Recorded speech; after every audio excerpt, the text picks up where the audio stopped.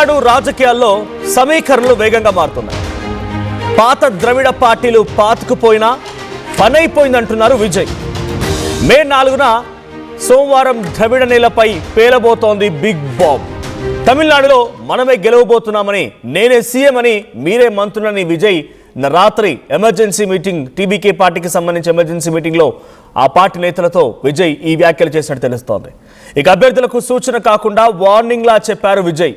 గెలిచిన తర్వాత ఎక్కడికి వెళ్ళొద్దు, నేరుగా పనియూరుకు రావాలి. సంబరాలంటూ మీ నియోజకవర్గాలకు కూడా వెళ్ళొద్దు. ఇక్కడికి వచ్చి నన్ను కలిసాకే మీ నియోజకవర్గాలకు వెళ్ళండి. మీకోసం ఎదురు చూస్తూ ఉంటా. మనం గెలుస్తామని నాకు నమ్మకం ఉందన్నారు విజయ్. అయితే క్యాంప్ రాజకీయాల్లో ఇరుక్కోవద్దని విజయ్ వార్నింగ్ కూడా ఇచ్చారు. ఎవరు ఎంత ప్రలోభ పెట్టినా లొంగొద్దని హెచ్చరికలు జారీ చేశారు. ఎవరైనా ఆశపడి లొంగితే వారిపై సీరియస్ యాక్షన్ కూడా ఉంటుందని విజయ్ వార్నింగ్ ఇచ్చారు. ఎవరు హ్యాండ్ ఇచ్చినా చర్యలు తప్పవని విజయ్ సీరియస్ అయ్యారు. ఇక సీట్లు తక్కువ వచ్చినా Vijay TVK party king maker అవతరించే అవకాశం ఉంది. అప్పుడే విజయ్తో అన్నాడీఎంకే చర్చలు కూడా మొదలుపెట్టింది. సింగిల్ లార్జెస్ట్ పార్టీగా విజయ్ టీబీకే పార్టీ నిలుస్తుందని పలు ఎగ్జిట్ పోల్ సర్వేలు అంచనా వేస్తున్నాయి. ఏ పార్టీకి మెజార్టీ లభించకపోతే విజయ్ సీఎం పదవి డిమాండ్ చేసే అవకాశం ఉంది. అయితే ఎటువంటి అన్నాడీఎంకే కానీ డిఎంకే కానీ రెండు పార్టీలో ఏ పార్టీ కూడా ఫుల్ లార్జ్ మెజార్టీ రాకపోతే టీవీకే కింగ్ మేకర్ అయ్యే అవకాశం ఉంది. ఇఫ్ ఎట్ ఆల్ మీకు గుర్తుంటుంటే కనుక గతంలో కూడా ఇదే మాదిరిగా జరిగింది పలు రాష్ట్రాల్లో. ఉదాహరణకి కర్ణాటకలో జరిగినటువంటి రిజల్ట్స్ ఇలాగే ఉన్నాయి. తమిళనాడులో కూడా గతంలో ఇటువంటి మాదిరిగానే కొన్ని సందర్భాల్లో చోటు చేసుకున్నాయి.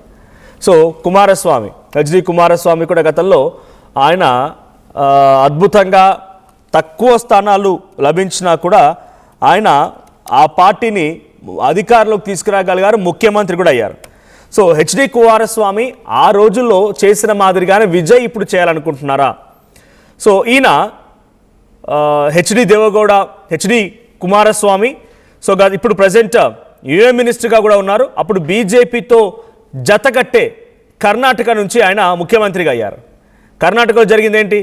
అప్పుడు పూర్తి స్థాయిలో బీజేపీకి మెజార్టీ లేదు, కాంగ్రెస్ పార్టీకి మెజార్టీ లేదు. సో కింగ్ మేకర్ అయ్యారు హెచ్డి కుమారస్వామి.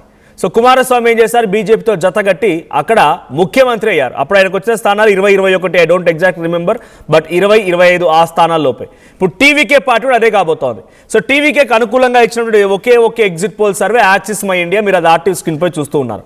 టీవీకే 98 నుంచి 120 స్థానాలు గెలవబోతుంది అనేది యాక్సిస్ మై ఇండియా సర్వే ఇచ్చినటువంటి ఫలితం. సో నిజంగా ఇదే కనుక నిజమైతే అఫ్కోర్స్ విజయ్ ఈ యొక్క సర్వే తప్ప మిగిలిన సర్వేలంటిలో కూడా 10, 15, 20, 21 ఆ స్థానాలకే పరిమితమయ్యారు. కేవలం యాక్సిస్ మై ఇండియా మాత్రమే కొంత ఆయనకు అనుకూలంగా 98 నుంచి 120 స్థానాలను ఇచ్చింది. 234 స్థానాలు ఉన్నటువంటి కర్ణాటక అసెంబ్లీలో 118 స్థానాలు ఎవరైతే గెలుస్తారో వారిదే అక్కడ అధికారం. సో 118 స్థానాలు గెలవడానికి విజయ్కి అవకాశం ఉంది, అటు డిఎంకేకి అవకాశం. అన్నా డిఎంకేకు మాత్రం లేదు. ఇది చాలా సుస్పష్టం. అన్నా డిఎంకే అక్కడ అధికారాన్ని చేపట్టే అవకాశం లేదు, కంప్లీట్ కొలాప్స్. సో ఇప్పుడు అవకాశం ఉందల్లా కేవలం డిఎంకేకి అధికంగా అవకాశాలు ఉన్నాయి. బికాస్ ఆఫ్ అక్కడ గత ప్రభుత్వాన్ని కంటిన్యూ చేయాలని పబ్లిక్ అనుకుంటున్నారు. బీజేపీపై నెగిటివిటీ, టీవీకి కొత్తగా వచ్చిన పార్టీగా కూడా వాళ్ళు అనుకున్న స్థాయిలో రాణించలేకపోవడం, ఇవన్నీ కూడా వేరే ఎగ్జిట్ పోల్ సర్వేలు చెప్తున్నమాట. కానీ యాక్సిస్ మై ఇండియా మాత్రమే ఇక్కడ విజయ్ గెలుస్తున్నారని చెప్పింది. అయితే ఒకవేళ కనుక నిజంగా అదే అయితే, లేదు హంగ్ లాంటిది ఏర్పడినా మనమంతా కలిసికట్టుగా ఉండాలి. బీజేపీ కానీ డిఎంకే కానీ అవకాశాన్ని సద్వినియోగం చేసుకోవడం కోసం మళ్ళీ కిడ్నాప్ చేయొచ్చు, మళ్ళీ ఆ పార్టీలోకి రాబట్టుకోవడానికి ప్రలోభాలకు కూడా గురి చేయొచ్చు. కాబట్టి మీరు ఎవ్వరు కూడా నా ఆదేశాలు లేకుండా ఎవరు బయటికి పోవడానికి వీల్లేదు. మీరు గెలిచిన తర్వాత సంబరాలని ఇంకోటని నియోజకవర్గాలకు పరిమితం అవ్వకుండా మీరు తప్పకుండా ఇక్కడికి రావాల్సిందే. వచ్చినని కలిసిన తర్వాతే ఇంకేదైనా చేయాలి. క్యాంపు రాజకీయాలకి తావు లేదు అంటున్నారు విజయ్. సో క్యాంప్ రాజకీయాలకి వెళ్ళడానికి అవకాశం లేదు, మీరు డెఫినెట్గా ఇక్కడ రావాల్సిందే. ప్రజాస్వామ్యబద్ధంగా మనం ప్రజలిచ్చిన తీర్పుని శిరసా వహించాల్సిందే అంటున్నారు విజయ్. ఒకవేళ నిజంగా లార్జెస్ట్ పార్టీగా వస్తే మనమే అధికారంలో ఉంటాం, నేనే సీఎం, మీరే మంత్రులు. లేదు హంగ్ వచ్చినా కూడా డెఫినెట్గా మనందరం కలిసికట్టుగా ఉంటే నేను సీఎం అవుతాను, మీరు మంత్రులు అవుతారు. లేదు అని అంటే కనుక డెఫినెట్గా మనం అంతా బొక్కబోర్లా పడతామన్నట్టుగా విజయ్ రాత్రి మీటింగ్ కాల్ఫర్ చేశారు. So first time TVK party Tamil Nadu రాజకీయాల్లో 2 ఏళ్ల తర్వాత ఎన్నికలు ఎదుర్కొంది. 2024 ఫిబ్రవరి 2న ఆ పార్టీ ఆవిర్భావం జరిగితే ఆ రోజు నుంచి అనతి కాలంలోనే చాలా అత్యద్భుతంగా విజయ్ చరిస్మా పనికొచ్చింది. విజయ్ అంటే మోస్ట్లీ అన్ని నియోజకవర్గాలు కవర్ చేశారైనా, బట్ నియోజకవర్గాలు కవర్ చేయలేని చోట కూడా కొత్తగా టెక్నాలజీని వాడారు ఆయన. సో టెక్నాలజీని వాడి కూడా ప్రచారంలో ఆయన పార్టిసిపేట్ చేసినట్టుగానే పబ్లిక్లో క్రియేట్ చేశారు. సో కొంత యంగ్ జనరేషన్స్ కానీ జెన్జీస్ కానీ లేదంటే కొంతమంది పబ్లిక్ ఎడ్యుకేటెడ్ పబ్లిక్ కానీ వాళ్ళంతా కూడా డిఎంకే పరిపాలన చూశారు, అన్నా డిఎంకే పరిపాలన చూశారు. ఈ రెండింటినీ కాదనుకున్న వాళ్ళు కూడా టీవీకే విజయ్ వైపుగానే మొగ్గు చూపే అవకాశం ఉంది. ఒకవేళ విజయ్ డైరెక్ట్గా ఈ యాక్సిస్ మై ఇండియా ఇచ్చే సర్వే ప్రకారంగా గెలిస్తే గెలవచ్చు, అది చూడాలి మరి మే 4th ఏం జరుగుద్ది అనేది. సో ఒకవేళ కాకపోయినా కూడా 20-25 స్థానాలు వచ్చినా అటు పూర్తి స్థాయి మెజారిటీ ఏ పార్టీకి రాకుండా ఆగిపోయినా కూడా డెఫినెట్గా ఆయన చేతులు కలిపేటువంటి పార్టీ ఏది ఉంటుందని మీరు అనుకుంటున్నారు కామెంట్ చేయండి. బట్ నా అంచనా వరకు అయితే ఏ డిఎంకే మీద అయితే ఆయన వ్యతిరేకంగా మాట్లాడుతూ ఎన్నికల బరిలో దిగారో ఆ డిఎంకేకి మళ్ళీ మద్దతుగా వెళ్ళి పార్టీని అక్కడ కలిపి షేర్ చేసుకునే అవకాశం వెళితే లేదు. ఆఫ్కోర్స్ ఒకవేళ కలుస్తానని వెళ్ళినా కూడా స్టాలిన్ కాకుండా ముఖ్యమంత్రి పదవి అయితే ఆఫ్కోర్స్ 100% ఇవ్వరు. సో ఇక్కడ ఏం కావచ్చు, మళ్ళీ అన్నా డిఎంకే బీజేపీతో ఉన్నటువంటి ఆ పొత్తుని డైరెక్ట్గా టీవీకే విజయ్ అందులో కలిసి బీజేపీ సాక్రిఫైస్ సిద్ధంగా ఉంటుంది. అవసరమైతే మీరు సీఎం అయినా పర్వాలేదు, కానీ మాకు రాష్ట్రం కావాలి. ఎందుకంటే ఆయన సీఎం అయిన తర్వాత కూడా ఏదో ఒక నెపనెట్టి ఏదో ఒక రకంగా సీఎం పదవిని లాక్కోవచ్చు, కానీ ప్రభుత్వం మొత్తం వస్తుందా? కాబట్టి టీవీకే విజయ్ నువ్వు తీసుకో, నీకు ఎన్ని కావాలని తీసేసుకో. నీకు మంత్రులు కావాలా, ముఖ్యమంత్రి కావాలా, ఇంకేం కావాలి మొత్తం తీసేసుకో, నువ్వు మాతో కలువు, మన ప్రభుత్వాన్ని ఏర్పాటు చేద్దామన్న రకంగా ఫస్ట్గా ముందడుగు వేసేది బీజేపీ అన్నా డిఎంకే పార్టీలు. ఈ రెండు ముందడుగు వేసి విజయ్ని లాక్కుంటాయి. డిఎంకే డైరెక్ట్గా వెళ్ళిపోయి విజయ్ని అడగదు. ఇఫ్ ఎట్ ఆల్ విజయ్ కలిసినా కూడా ఆయన డిప్యూటీ సీఎంకో లేకుంటే మంత్రి పదవి వరకే పరిమితం అవ్వాలి, కానీ ఆయన ముఖ్యమంత్రి అయ్యే అవకాశాలు అయితే చాలా తక్కువ డిఎంకేకి వెళ్తే, స్టాలిన్ పార్టీకి వెళ్తే. సో ఇప్పుడు విజయ్ నిన్న ఎమర్జెన్సీ మీటింగ్ కాల్ఫర్ చేసి అన్నీ డిస్కస్ చేశారు.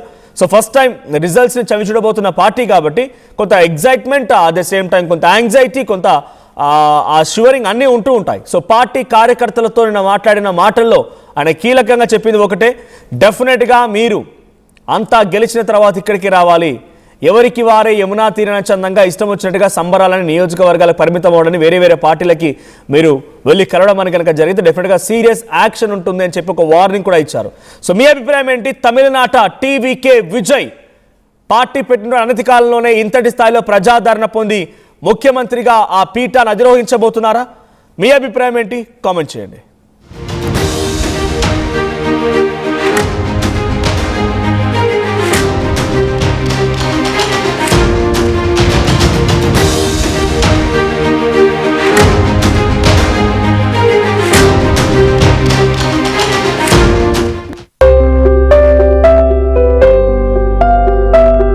చిన్న చిన్న ఆనందాలు 35 ఏళ్లుగా నా జీవితంలో లేవు.